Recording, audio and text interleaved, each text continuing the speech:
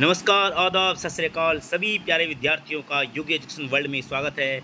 कक्षा 10 के सभी विद्यार्थी जो संस्कृत की तैयारी करना चाहते हैं तो इस चैनल से जुड़ जाइए। यहाँ आपको संपूर्ण संस्कृत बिल्कुल फ्री ऑफ कॉस्ट में यहाँ करवाई जा रही है। इसलिए मैं रिंकू योगी आपका तहे दिल से इस चैनल पर स्वागत करता हूँ। जो नए हैं वो इस चैनल को सब्सक्राइब करके रखें, बेल आइकन दबा कर रखें। और सभी साथियों से एक रिक्वेस्ट है कि वीडियो को अधिक से अधिक लाइक और शेयर कीजिए और वीडियो को हाइप भी कीजिए। चलिए, आज के वीडियो में हम बात करेंगे पंचम पाठ कक्षा 10 के संस्कृत के 5वें पाठ सुभाषितानी का। सुभाषितानी बहुत इंपॉर्टेंट पाठ है और साथियों 10th क्लास में अगर सभी पाठों में सबसे महत्वपूर्ण पाठ अगर मुझे कोई लगता है तो वो है सुभाषितानी। सुभाषितानी पाठ इस दृष्टि से महत्वपूर्ण है क्योंकि यहाँ से एक तो आप श्लोक जो हैं याद कर सकते हैं, जो आपको एग्जाम में 2 श्लोक लिखने हैं, उसकी दृष्टि से भी एक अच्छा पाठ है। दूसरा, यहाँ से भावार्थ भी आएगा, सप्रसंग हिंदी अनुवाद भी आएगा और ये पाठ जो है सीधा पद्यांश रूप में भी प्रश्नोत्तर यहाँ से आएंगे और प्रश्नोत्तर डायरेक्टली भी यहाँ से आएंगे। इस तरह से बहुत सारे प्रश्न यहाँ से बनते हैं। बहुत इंपॉर्टेंट पाठ है। पूरे पाठ को देखिएगा। इस पाठ को हम जो है 2 पार्टों में पढ़ेंगे। आज के वीडियो में हम इसके 5 श्लोकों का अध्ययन करेंगे और अगले वीडियो में हम बचे कुछ शेष 5 श्लोकों का अध्ययन करेंगे। तो साथियों पढ़ लेते हैं। आज का पाठ है सुभाषितानी। पिछली वीडियो नहीं देखें तो डिस्क्रिप्शन बॉक्स में लिंक मिलेगा, जा करके आप अवश्य देख लीजिएगा। देखिए, सुभाषितानी। सुभाषितानी का मतलब होता है, सु का मतलब होता है सुंदर और भाषितानी का मतलब होता है वचन। तो सुभाषितानी का मतलब होता है सुंदर वचन, अच्छे वचन, अच्छी बातें। ठीक है। प्रस्तुत पाठ है विविध ग्रंथात् संकलितानां 10 सुभाषितानां संग्रहो वर्तते। प्रस्तुत पाठ विविध ग्रंथों से संकलित 10 सुभाषितों का संग्रह है। संस्कृत साहित्ये सार्वभौमिक सत्यम प्रकाशितुम अर्थ गांभीर्ययुता पद्यमयी प्रेरणात्मिका रचना सुभाषितम इति कथ्यते। यानी कि संस्कृत साहित्य में सार्वभौमिक सत्य को प्रकाशित करने के लिए अर्थ गंभीरता से युक्त पद्य में प्रेरणात्मक रचना सुभाषित कही जाती है। अयम पाठ है परिश्रमस्य महत्वम, क्रोधस्य दुष्प्रभावः, सामाजिक महत्वम, सर्वेषां वस्तूनां उपादेयता, बुद्धे विशिष्टम इत्यादिनं विषयान् प्रकाशयति। यह पाठ परिश्रम का महत्व है, क्रोध का दुष्प्रभाव, सामाजिक महत्व है और सभी वस्तुओं की उपादेयता, बुद्धि की विशिष्टता इत्यादि विषयों को प्रकाशित करता है। तो ये सामान्य परिचय था। अब महत्वपूर्ण जो चीज़ें हैं वो यहाँ से आप देखते हैं। साथियों, अन्वय को भी आपको साथ साथ देखते चलना है। हिंदी अनुवाद तो मैं बता ही रहा हूँ, हिंदी अनुवाद को भी आपको साथ के देखते हुए चलना है। देखिए, पहला श्लोक है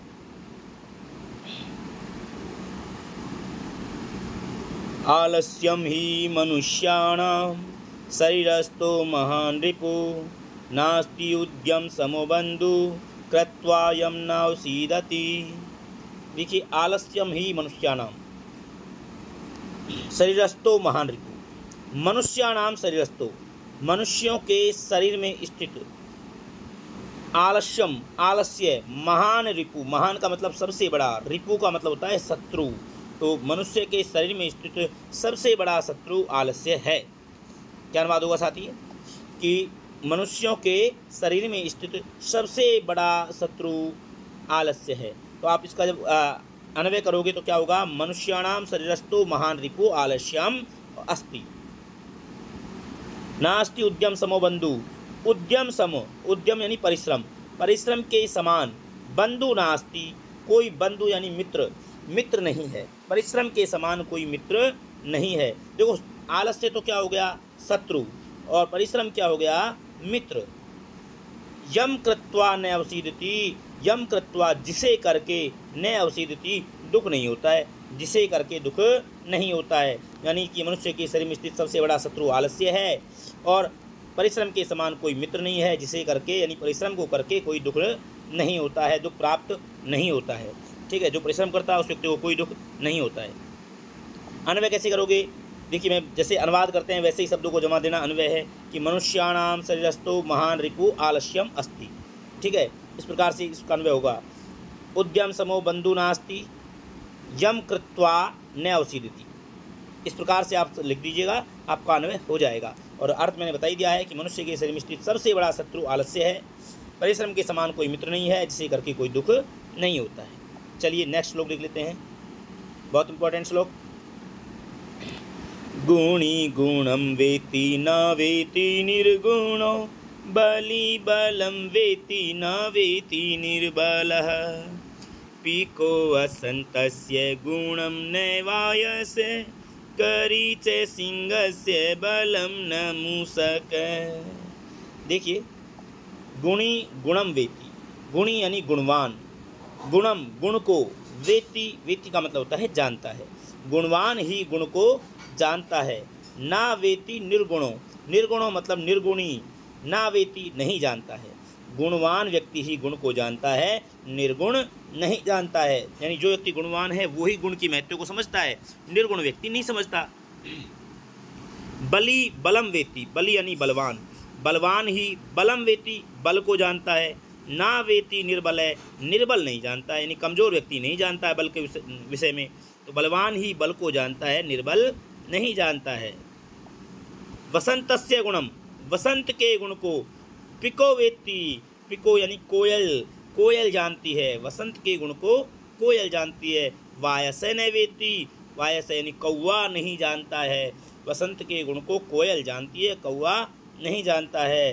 करी च सिंहस्य बलम न मुस्के, तो सिंहस्य बलम शेर के बल को, करी हाथी, करी का मतलब होता है हाथी, शेर के बल को हाथी ही जानता है, न मूषक है चूहा नहीं जानता।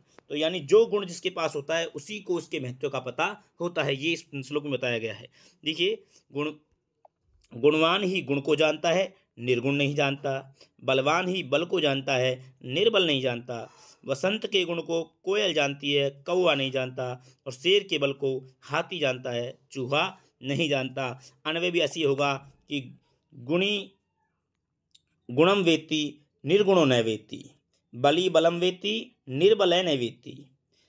वसंतस्य गुणम पिको वेत्ति, आपको वेत्ति और जोड़ना है, वसंतस्य गुणम पिको वेत्ति, वसंत के गुण को कोयल जानती है। वायसे न वेत्ति, कौवा नहीं जानता है।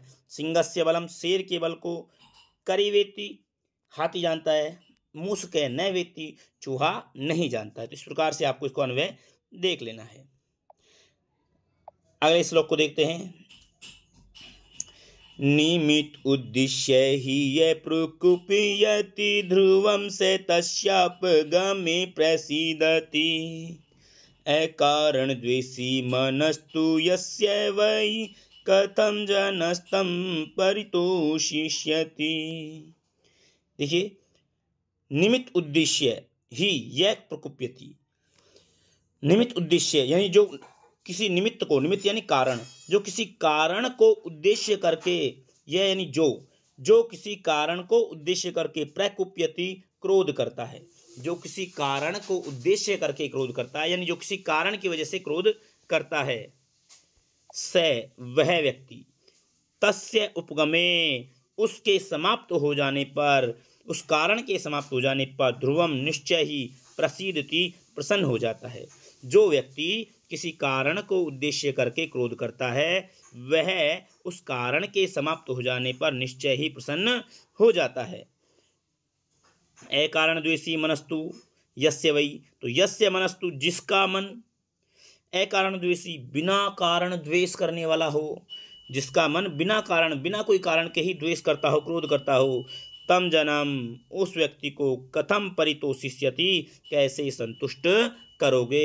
यानी जो किसी कारण पर क्रोध करता है उसको तो आप उस कारण को खत्म करके या उस कारण के समाप्त हो जाने पर वो व्यक्ति प्रसन्न हो जाता है, लेकिन बिना कारण ही जो क्रोध करता है उस व्यक्ति को आप कैसे संतुष्ट करोगे, ये इसका भावार्थ है। ठीक है, और इसी प्रकार इसको आप अन्वय में भी रख सकते हो कि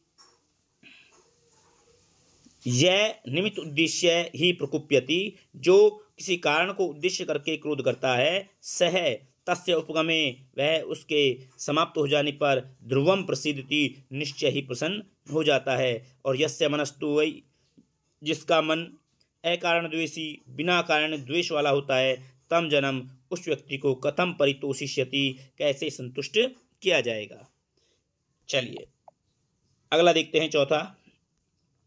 उदीरितो अर्थे पशूनापि गृह्यते हयाश्च नागाश्च वहन्ति बोधिता अनुक्तम अपि ऊहति पंडितो जना पर इंगित ज्ञान फल ही बुद्ध्या। देखिए, उद्धृतो अर्थ है यानी कहे गए अर्थ को पशुना अपि पशुओं के द्वारा भी ग्रह्यते ग्रहण कर लिया जाता है। कहे गए अर्थ को पशुओं द्वारा भी ग्रहण कर लिया जाता है यानी कहने पर तो पशु भी अर्थ को समझ जाते हैं। हयाश्च नागाश्च यानी घोड़े और हाथी। बोधिता समझाने पर वहंती ढो लेते हैं, भार को उठा लेते हैं। घोड़े और हाथी समझाने पर भार को उठा लेते हैं। पंडितो जने ज्ञानी व्यक्ति अनुक्तम अपि उयति बिना कहे ही समझ जाता है। ज्ञानी व्यक्ति जो है वो बिना कहे ही समझने वाला होता है। बुद्ध्य बुद्धिमान व्यक्ति पर इंगित ज्ञान फला पर इंगित ज्ञान फल वाले होते हैं यानी दूसरे के इशारे मात्र से समझने वाले होते हैं। तो यहाँ पर ये कहा गया है कि कहे गए अर्थ को पशु भी ग्रहण कर लेते हैं, घोड़े और हाथी समझाने पर भार को उठा लेते हैं, लेकिन बुद्धिमान व्यक्ति बिना कहे ही समझने वाला होता है। पंडित ज्ञानी व्यक्ति जो होता है वो बिना कहे ही समझने वाला होता है और बुद्धिमान व्यक्ति दूसरे के इशारे मात्र से किसी बात को समझ जाते हैं। और आज का अंतिम श्लोक देख लेते हैं। क्रोधो ही शत्रु प्रथमो नराणाम देह स्थितो देह विनाशाय यथा स्थितः काष्ठगतो ही अग्नि स एव अग्नि दहते शरीरम। देखिए इसका क्या अर्थ होगा। देखिए यहाँ पर नराणाम प्रथमो शत्रु, मनुष्य का प्रथम शत्रु क्रोधो ही क्रोध है। मनुष्य का प्रथम शत्रु क्या है? क्रोध है। ध्यान रखना, अभी ने पढ़ा है कि मनुष्य का सबसे बड़ा शत्रु यानी जब आ जाए महान शत्रु तो आएगा आलस्य। इस चीज़ को आपको ध्यान रखना है, प्रश्न ये आपको कंफ्यूज कर सकता है। तो महान शत्रु आलस्य है और प्रथम शत्रु क्रोध है। ठीक है, तो मनुष्य का प्रथम शत्रु क्रोध है, लेकिन देह स्थितो देह विनाशाय। देह स्थितो देह में स्थित शरीर में स्थित देह विनाशाय शरीर के विनाश के लिए। तो यहाँ से इसका अन्वय होगा कि शरीर में स्थित शरीर के विनाश के लिए मनुष्य का प्रथम शत्रु क्रोध है। तो देह स्थितो देह विनाशाय नराणाम प्रथम शत्रु क्रोधो ही। देह शरीर में स्थित शरीर के विनाश के लिए मनुष्य का प्रथम शत्रु क्रोध है, जो अपने शरीर में ही स्थित है। ठीक है, यथा स्थित है काष्ठगतो ही अग्नि। जैसे, यथा यानी जैसे, काष्ठगतो स्थित है अग्नि, लकड़ी के अंदर स्थित अग्नि, स एव अग्नि दहते शरीरम। जैसे लकड़ी के अंदर स्थित अग्नि लकड़ी को जला देती है, वैसे ही अग्नि शरीर रूप में अंदर स्थित अग्नि जो है वो क्रोध रूपी अग्नि जो है वो शरीर को जला देती है। तो जैसे लकड़ी के अंदर जो अग्नि होती है जिसे दावानल बोलते हैं वो लकड़ी को ही जला देती है, वैसे ही शरीर के अंदर स्थित क्रोध रूपी अग्नि जो है वो शरीर को जला देती है। तो यहाँ पर कहा गया है कि मनुष्य का देह में स्थित देह के विनाश के लिए मनुष्य का प्रथम शत्रु क्रोध है। जिस प्रकार लकड़ी के अंदर स्थित अग्नि लकड़ी को जला देती है, वैसे ही शरीर में अंदर स्थित क्रोध रूपी अग्नि शरीर को ही जला देती है। तो साथियों, इस प्रकार से ये 5 श्लोक मैंने आपको बताए हैं और इनका अनुवाद और अन्वय समझाने का प्रयास किया है। आशा करता हूँ आपको अच्छे से समझ में आए होंगे। आप अगर समझ में नहीं आए तो उसको वीडियो को दोबारा देखिएगा। अगर कोई आपको समस्या है तो आप कमेंट अवश्य कीजिएगा और वीडियो को अधिक से अधिक अपने साथियों में शेयर कीजिए, लाइक कीजिए, वीडियो को हाइप कीजिए। तो मिलते हैं बच्चों नेक्स्ट वीडियो में, तब तक के लिए जय हिंद, जय भारत।